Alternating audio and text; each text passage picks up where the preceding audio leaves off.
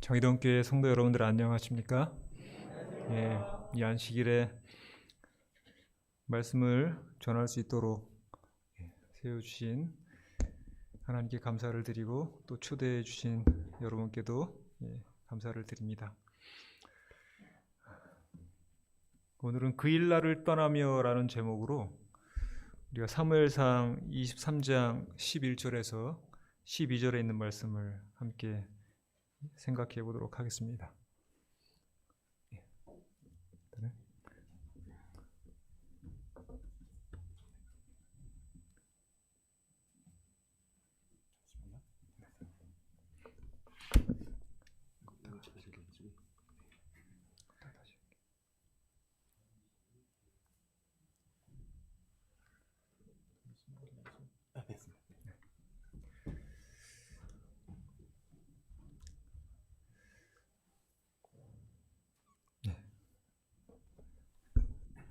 손을 건드리면 안 될 것 같습니다.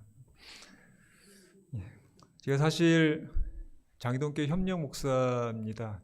모르는 분도 많으시겠지만 어쩌다가 그렇게 됐는데 제가 와서 제가 원래 목공을 좀 좋아하는데 용접은 못 배웠거든요. 그래서 여기 와서 용접도 좀 하고 배우고 또 돕고 그렇게 했어야 되는데 그런 것도 못하고 그러나 집에서 매일 교회를 위해서 저희들이 기도하고 있었습니다. 그래서 오늘 또 중요한 일이 있다고 하는데 좋은 결과가 나오기를 바라는 마음으로 우리가 또 말씀을 함께 생각합니다. 사무엘상 23장 12절에 있는 말씀 함께 읽어보겠습니다. 성경을 찾으셔도 되고 화면에도 말씀이 나오죠. 함께 읽겠습니다. 시작. 그 일날 사람들이 나를 그의 손에 넘기겠나이까? 주의 종이 들은 대로 사울이 내려오겠나이까? 이스라엘의 하나님 여호와여, 원하건대 주의 종에게 일러 주옵소서 하니 여호와께서 이르시되 그가 내려오리라. 다윗에게 이르되 그 일날 사람들이 나와 내 사람들을 사울의 손에 넘기겠나이까 하니 여호와께서 이르시되 그들이 너를 넘기리라 하신지라. 여러분, 이분이 누군지 다 아시죠? 미국의 전 대통령입니다. 지금은 아니고요. 지금은 바이든 대통령이죠. 그 전에 미국 대통령이었던 트럼프인데, 도널드 트럼프인데, 바이든이 대통령에 당선이 됐을 때 이분이 발끈하셨죠. 도저히 있을 수 없는 일이다, 부정선거다라고 하고 지지자들이 백악관까지 막 쳐들어가는 그런 일도 있었습니다. 여론조사와 다른 결과가 나왔다, 그렇게 했는데 사실 앞서 트럼프가 미국의 대통령이 됐을 때도 사람들은 모두 깜짝 놀랐습니다. 왜냐하면 다들 안 될 거라고 생각을 했거든요. 힐러리 클린턴이 대통령이 될 거라고 사람들이 생각했고 여론에서도 그렇게 생각을 했는데 트럼프가 대통령이 되어버린 것입니다. 모두가 깜짝 놀랐습니다. 근데 이분이 좀 기존 후보들과 다른 분이었죠. 상당히 직설적이고 좀 안하무인이고 남의 말 잘 안 듣고 바로 사람들 앞에서 막 면박도 주고 야유도 하고 조롱도 하고 또 인종차별적인 발언도 많이 해서 사람들이 좀 불편해했던 분들도 많았습니다. 그런데 대통령에 당선이 됐습니다.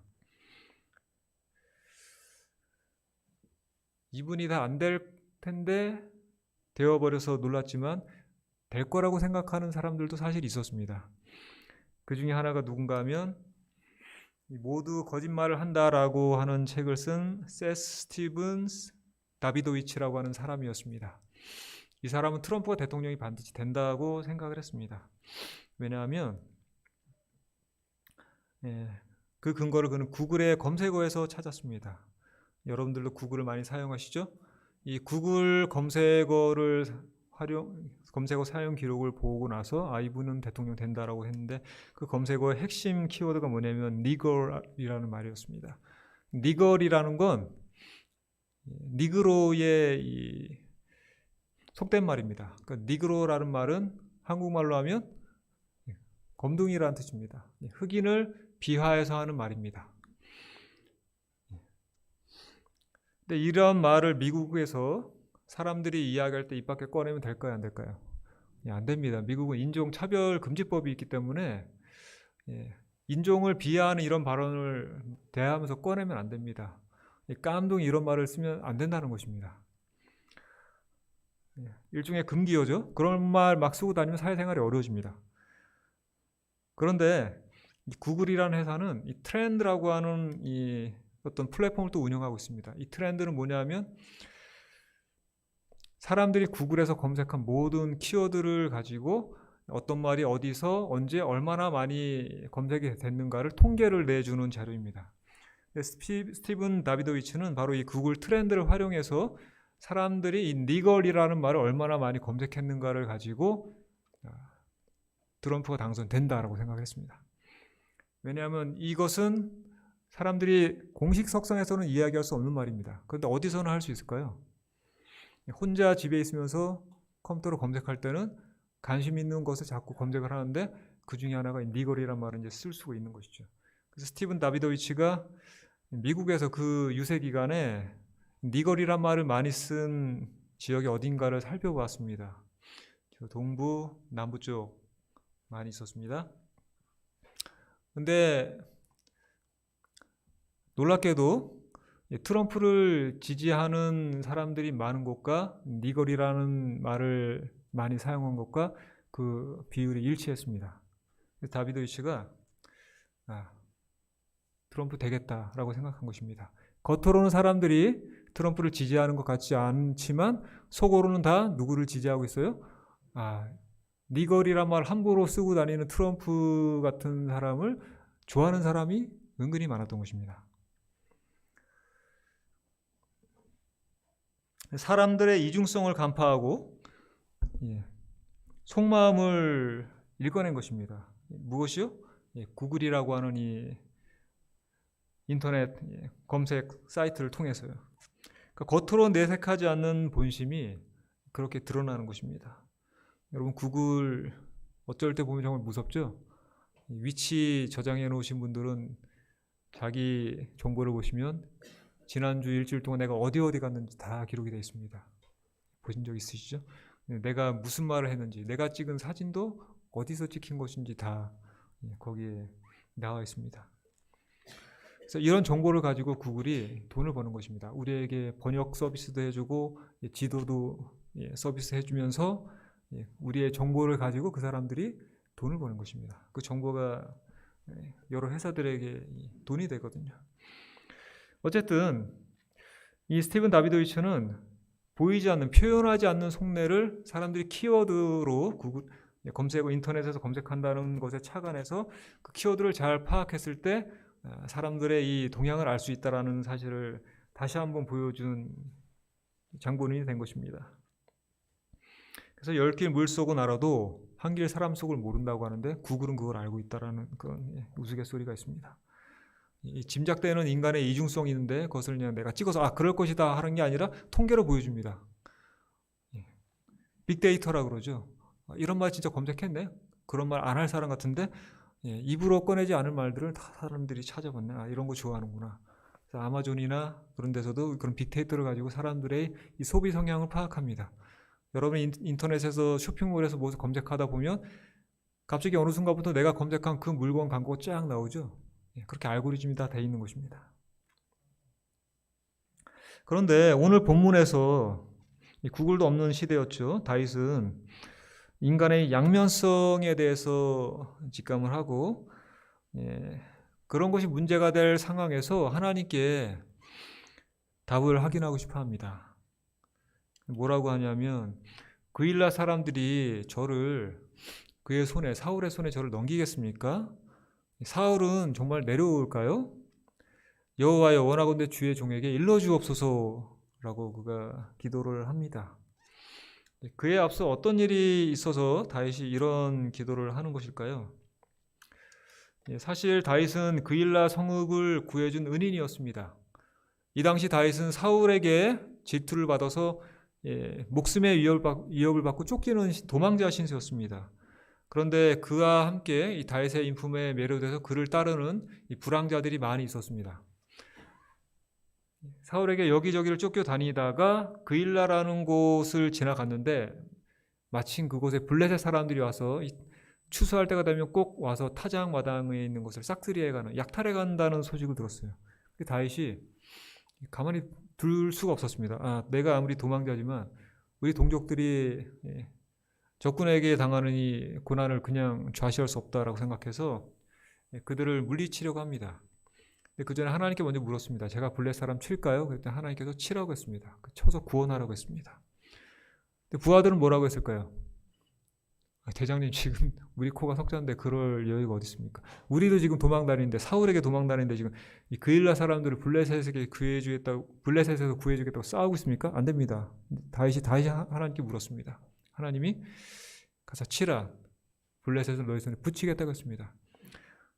그래서 다윗이 이 그일라 성읍에 가서 블레셋을 쳐서 몰아내고 그의 부하들과 함께 이 그일라 성을 구해주었습니다. 그래서 그일라 사람들이 고마우니까 다윗을 그 성에 머물게 해서 오랜만에 그들이 편안하게 그일라 성읍에서 지금 지내고 있는 것입니다.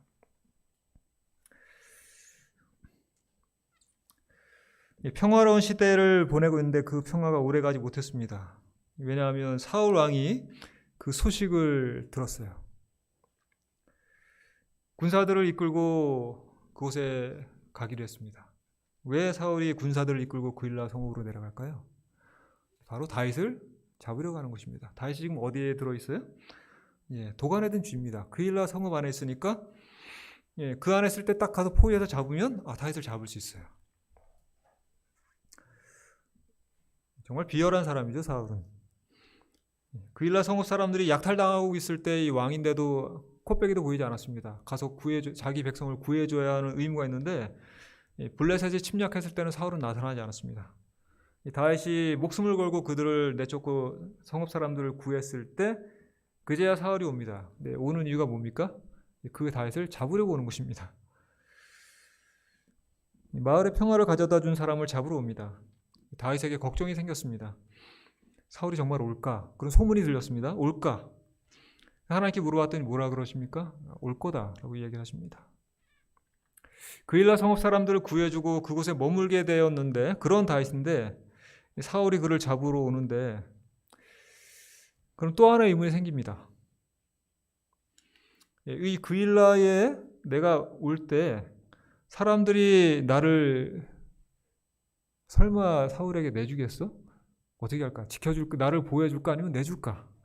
그런 생각이 드는 것입니다. 내가 여기 있으면 안전할까? 하나님께 또 물었습니다. 사울이 오면 그일라 사람들이 저를 내줄까요? 사울의 손에 저를 붙일까요? 하나님께서 뭐라고 하십니까? 붙일 거다, 그렇게 얘기했어요. 좀 황당하죠? 다윗이 어떤 마음이 들었을까요? 여러 가지 생각이 들었을 것입니다. 여러분, 인간에 대한 환멸이 느껴질 때가 언제입니까? 바로 믿었던 사람에게 배신을 당할 때입니다. 사기꾼에게 배신당하면 그래도 억울하지만 덜 억울하죠. 근데 친하게 지낸, 허물없이 지낸, 뜻을 나누고 믿음을 나누던 신앙의 동료에게 여러분 배신당한 적 있습니까? 있는 분들도 있을 것입니다. 그때는 정말 속이 상합니다. 마음이 너무 흔들립니다. 그럴 수 있을까? 은혜를 배신으로 갚다니. 다윗이 얼마나 맥이 빠질까요? 허탈하지 않습니까? 사실 그럴 생각할 겨를도 없습니다. 어떻게 해야 합니까? 화내고 있을 시간이 없어요, 다윗은. 산전수전 다 겪으면서 다양한 인간 군상을 접하니 다윗이기 때문에 그일라 사람들이 충분히 그럴 수 있을 거라고도 예상했을지도 몰라요. 그래서 하나님께 물어봤겠죠. 혹시 이 사람들이 저를 사울에게 넘기는 거 아닙니까? 하고 하나님께 물었던 이유는 그럴 리가 없다고 생각한 게 아니라 그럴 수도 있다고 생각했기 때문에 물었겠죠. 그런데 하나님이 역시 그렇게 대답을 하신 것입니다. 어떻게 보면 그일라 사람들은 불쌍한 사람이죠. 정말 힘이 없는 사람들이에요. 무력한 사람들입니다. 사울이 오면 당연히 사울의 말을 들을 수밖에 없는 사람일 것입니다. 자기들도 다 어떻게 될지 모르니까요. 다윗을 내줘야 자기들이 살 수밖에 없으니까요. 그렇다면 이런 상황에서 다윗이 선택해야 할 이 선택지는 무엇일까요? 그렇게 많지가 않습니다. 무엇밖에 없습니까?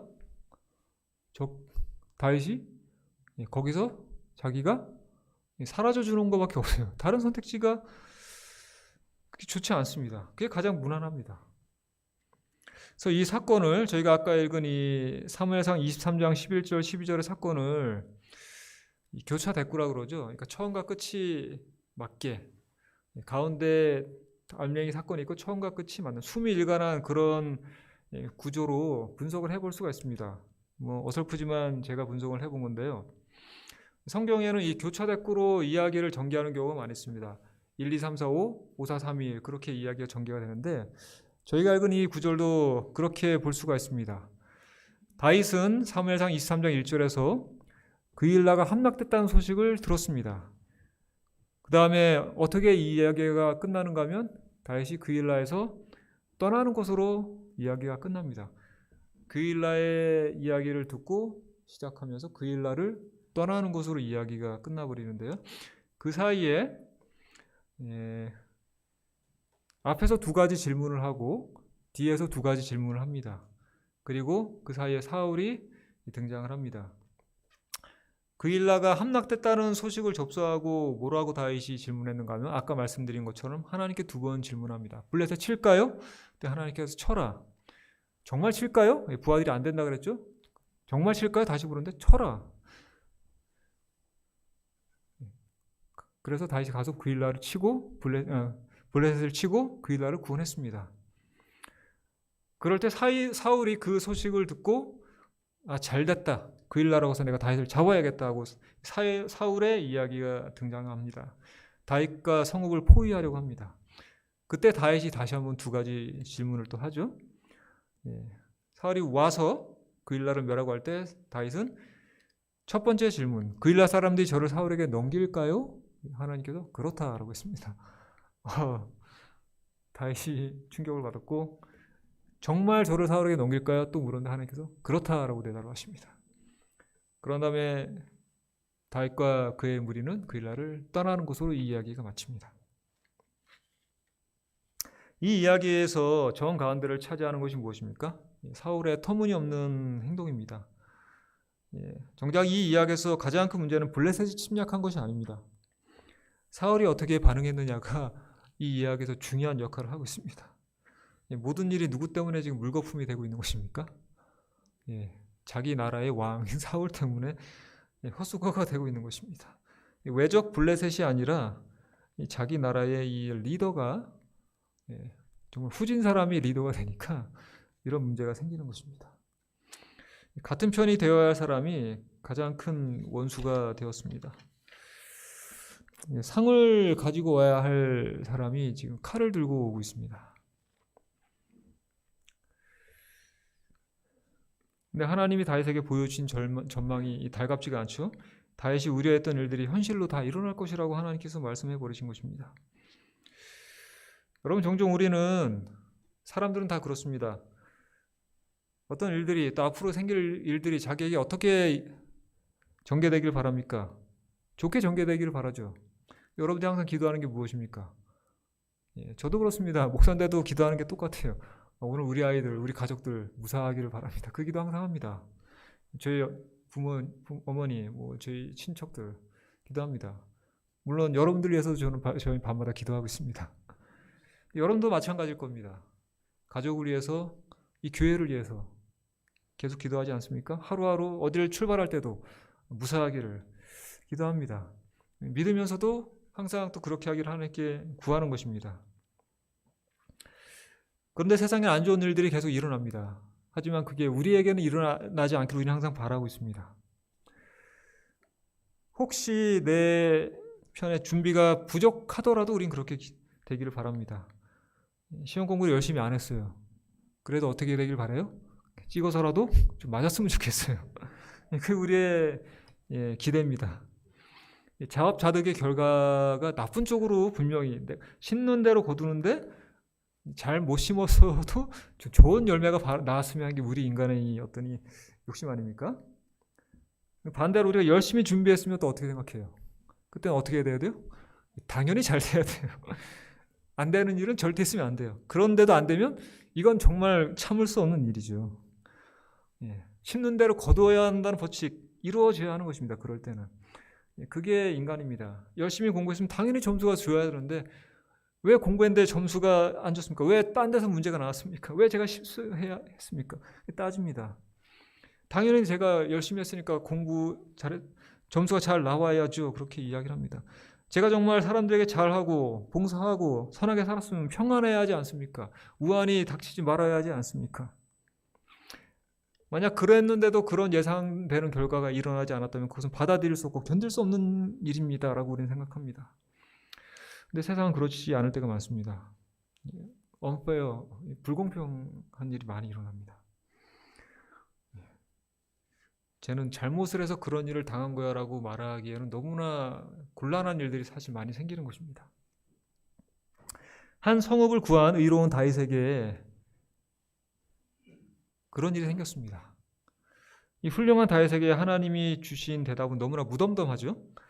사울은 내려올 것이라고 대답을 하셨습니다.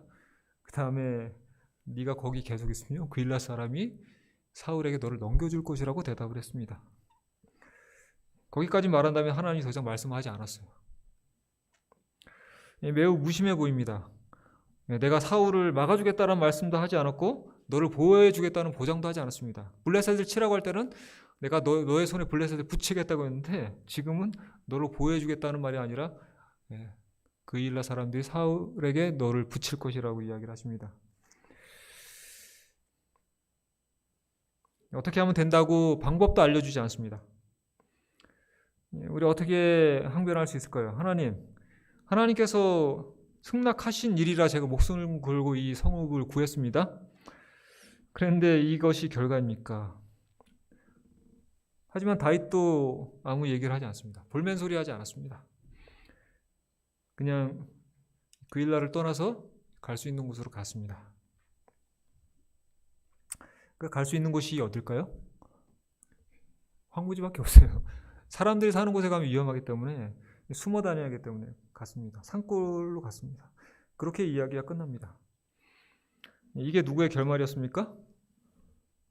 결정해야 할 문제가 있을 때마다 열심히 하나님께 묻고 하나님께 답을 찾아서 하나님이 지시하는 대로 살았던 사람의 결말이랍니다. 그 결과가 그다지 눈부시지가 않습니다. 다시 말하면 매우 보잘것이 없습니다. 하나 잘된 게 있습니다. 한 가지 잘된 건 뭘까요? 결과적으로는 아무도 피해를 보지 않았습니다. 다윗이 좀 고생스러웠을 뿐이지 누구도 해를 당하지 않고 끝났습니다. 다윗의 일행만 좀 힘이 들었습니다. 그일라 사람도 무사했고 사울과 싸워야 하는 이 동족 상잔의 비극도 막을 수가 있었습니다.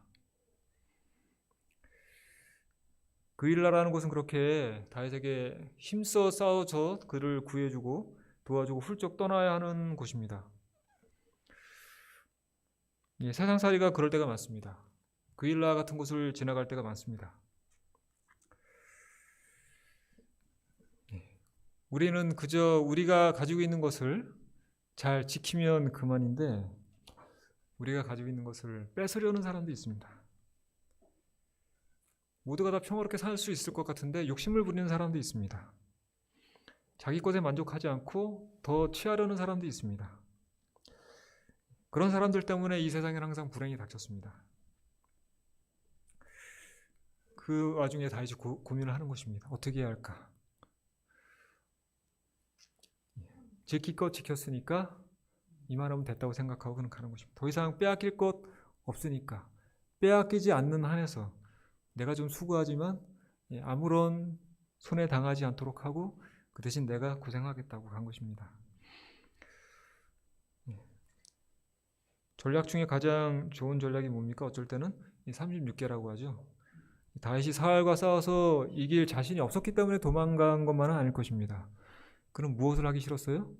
같은 민족끼리 피를 흘리고 싶지 않았던 것일 것입니다.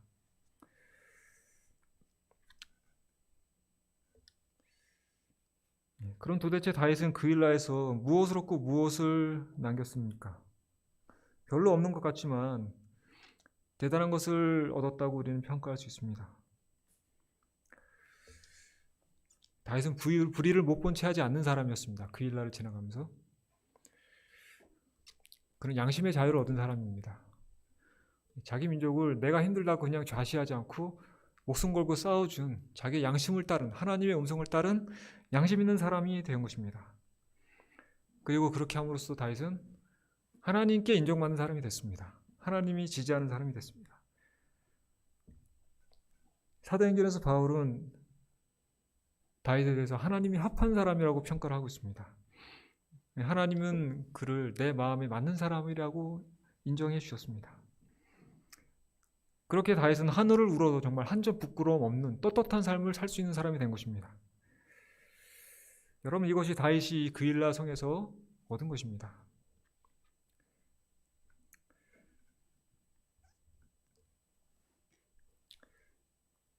그럼 또 다윗은 무엇을 남겼을까요?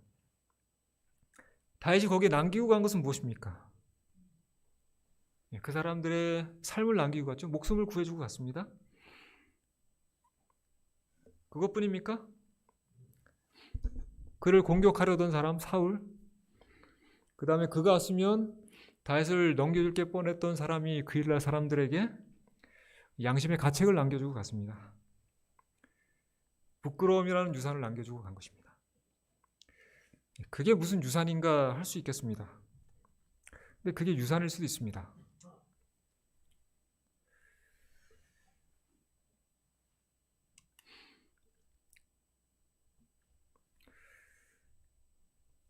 제가 학교 다닐 때, 대학 다닐 때, 삼육대학에 다닐 때 저와 같은 학번에 음문교과생 친구가 있었습니다.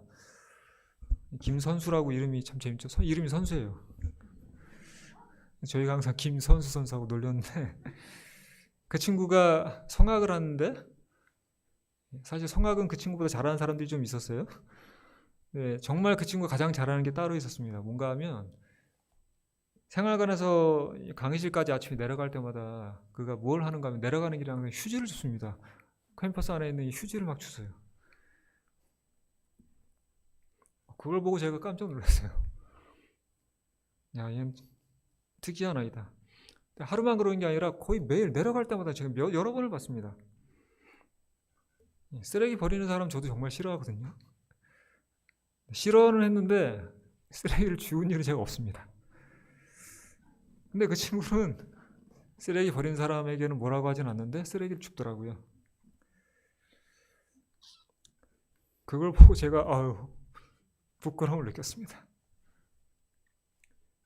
그래서 그 이후로 저도 가끔은 쓰레기를 주웠습니다. 항상 그런 게 아니라 가끔은 주웠습니다. 예. 그게 아무런 거래가 없었지만 저에게 남겨준, 그 친구가 준 하나의 유산이라고 할 수 있습니다. 뭔가 남겨준 것입니다. 때때로 부끄러움은 누군가에게 길잡이가 되어줍니다. 그를 변화시켜준 하나의 이 돌파구가 되고 실마리가 되는 것입니다. 하나님께 물으면서 길을 가는 그런 사람들의 삶은 그런 것일 때가 많이 있습니다. 물론 부끄러움을 안 느끼는 사람도 있습니다. 그러든지 저러든지 그냥 자기 마음대로 사는 사람들도 있습니다. 그러나 그 와중에 누군가는 느끼는 사람도 있습니다.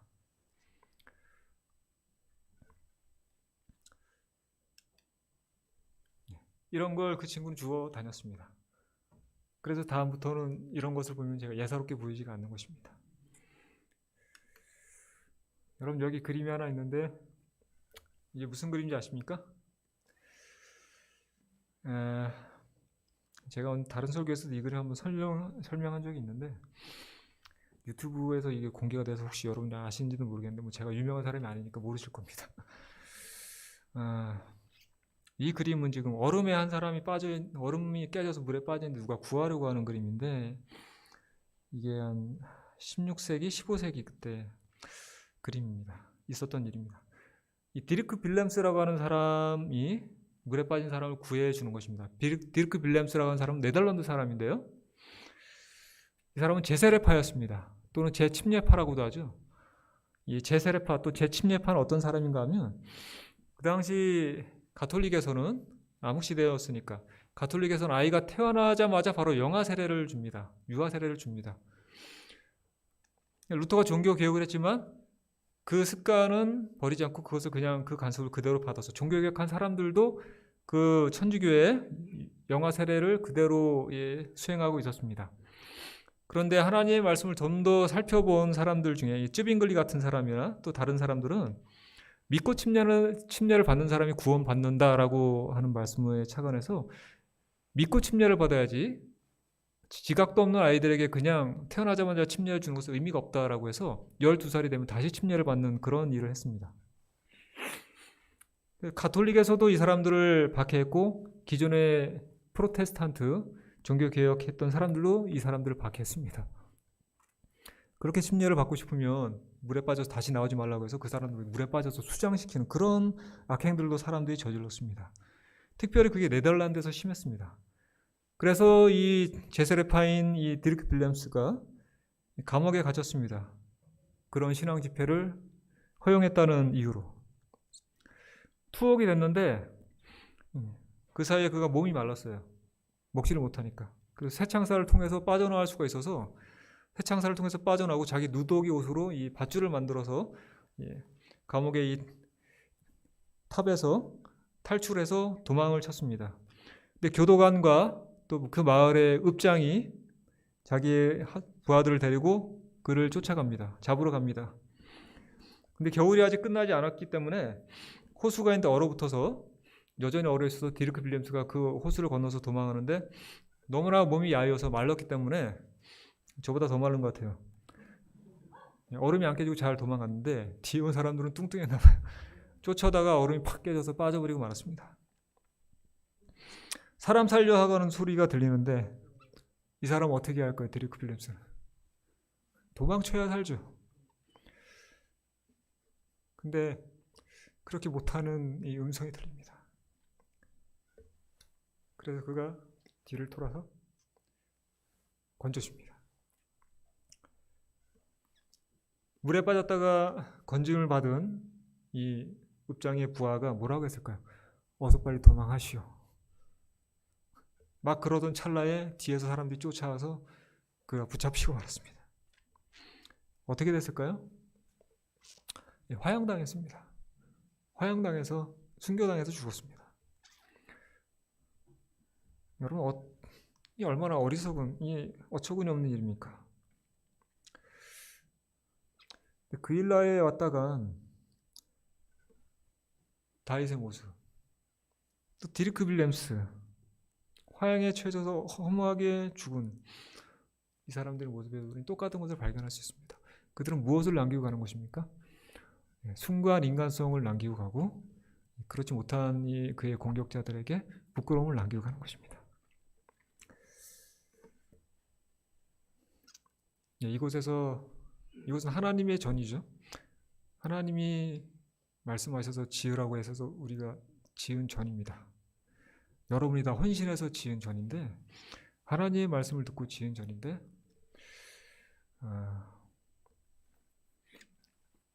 우리 이 전에서도 옮겨가야 할 시기가 이제 얼마 안 있으면 있을 것입니다. 그런 가운데서 여러 가지 많은 일들이 있었다고 제가 들었습니다.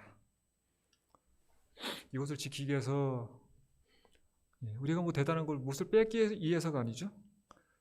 못을 더 취하기 위해서가 아닙니다. 우리가 가지고 있었던 것만을 빼앗기지 않기 위해서 애를 쓴 것뿐이죠. 그런데도 정말 쉽지가 않았습니다.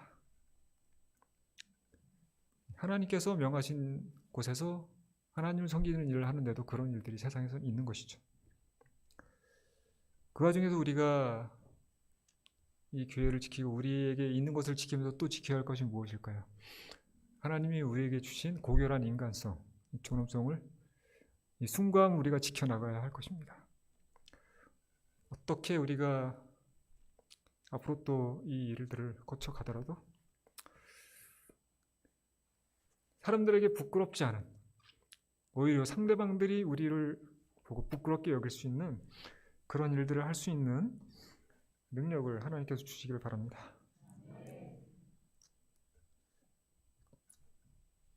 그 일라에 왔다 간 사람들 속에서 우리는 예수님의 얼굴을 보는 것입니다. 같이 읽겠습니다. 이사야 53장 7절입니다. 그가 곤욕을 당하여 괴로울 때에도 그의 입을 열지 아니하였으며 털광지 앞에서 잠잠한 양같이 그의 입을 열지 아니하였도다.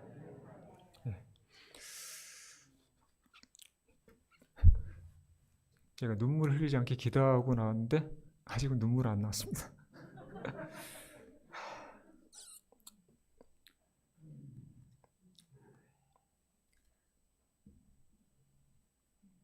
예수님은 어린 양으로 왔습니다. 연약한 어린 양, 죽임당하신 어린 양으로 왔습니다.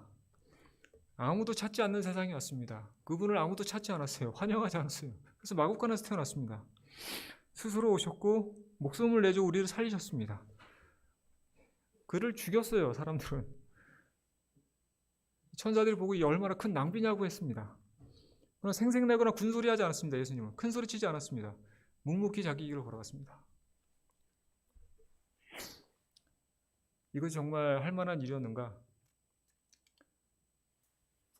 어떤 일이 있었습니까? 그것이 마지막이 아니었습니다.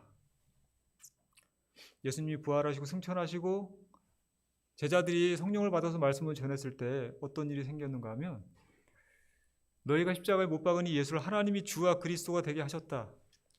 그 말했을 때 많은 사람이 마음에 찔렸습니다. 왜 찔렸습니까?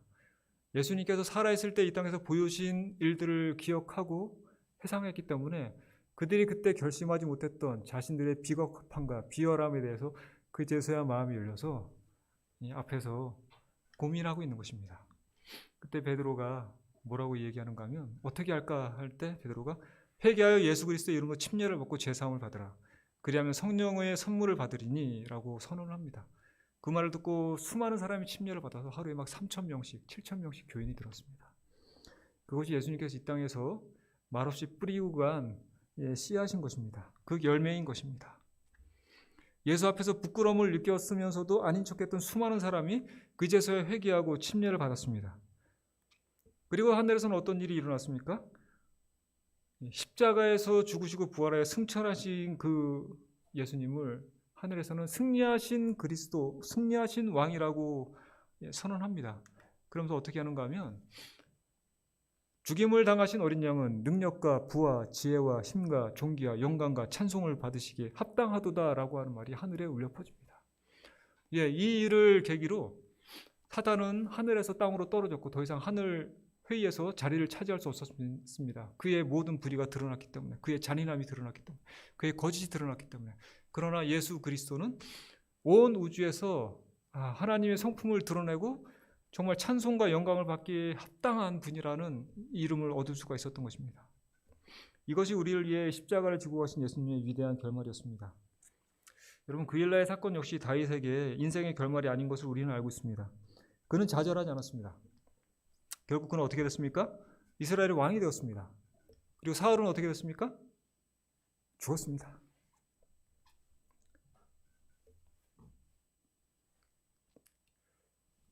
여러분, 그리스도인은 길을 가는 사람이라고 합니다. 그 길을 갈 때는 날이 흐릴 때도 있고, 오늘 전 날이 흐릴 때도 있고, 또 캄캄한 밤일 때도 있습니다. 그러나 그리스도인은 그 길을 가는 사람입니다. 그런 모든 과정을 겪으면서도 그것이 목적지가 아닌 것을 알기 때문에 우리는 가야 할 길을 가는 것입니다. 갈 길을 그렇게 가는 사람들이 있었기 때문에 많은 사람이 회개하고 하나님을 찾게 되었고, 또 그런 사람이 있었기 때문에 백성들이, 그런 다윗이 그런 길을 갔기 때문에 백성들이 다윗을 이스라엘의 위대한 왕으로 인정하고 그를 환영할 수가 있었던 것입니다. 밤하늘에 별이 없다면 여러분 어떻게 될까요? 밤하늘이 아름다운 이유가 무엇입니까? 별이 있기 때문입니다. 저희가 학교 다닐 때 그때도 이제 밤에 자율학습하고 밤에 이제 집으로 가는데, 그 시간이면 이제 별이 빛나는 밤이라고 라디오에서 방송이 있었어요. 이문세 씨가 하는 방송인데, 그때 학생들이 공부보다 이제 그런 감성이 있는 사람들은 그런 걸 많이 들었어요. 거기서 막 힘을 얻고 그랬습니다. 그 프로그램 제목이 별이 빛나는 밤인데 감성적이죠. 밤이 왜 아름다워요? 별이 없으면 정말 삭막하죠. 별이 있기 때문에 아름답습니다. 낮에 태양도 좋지만 어두운 밤에 은은하게 비치는 이 별빛들이 모여서 밤은 정말 멋있는 것입니다. 그래서 우리가 안반대기도 가고 또 미국에 가서 뭐 조시아 트리 뭐 그런데 가서 뭐 별 사진 찍고 그런 것인데, 그럼 많은 사람을 옳은 대로 돌아가게 한 사람은 별과 같이 영원토록 빛날 것이라고 다니엘에서 하나님께서 말하고 있습니다. 우리의 갈 길은 아직 끝나지 않았습니다. 이것은 끝이 시작된 게 아니라 시작이 겨우 끝난 것일 수도 있습니다. 그러나 우리가 이 어두운 또 흐린 길을 걸어가면서 우리 한 사람 한 사람이 정말 남들에게 누구에게도 부끄럽지 않고 하나님께도 죄송하지 않은 이 떳떳한 그리스도인들이 되었으면 좋겠습니다. 왜냐하면 하나님께서 가라고 하신 길을 우리는 가고 있기 때문입니다. 주님의 날이죠. 오늘은 주님의 날에 주님의 전에서 우리가 주님을 섬기기 위해서 모인 사람들이 있는 이곳을 위해서 또 중요한 결정이 내린다고 하지만, 하나님의 명령을 믿고 걸어가는 우리에게 주님께서 당신의 뜻을 이루어 줄 것이라고 믿으면서 함께 그 길을 격려하시기 바라며 말씀을 마치겠습니다.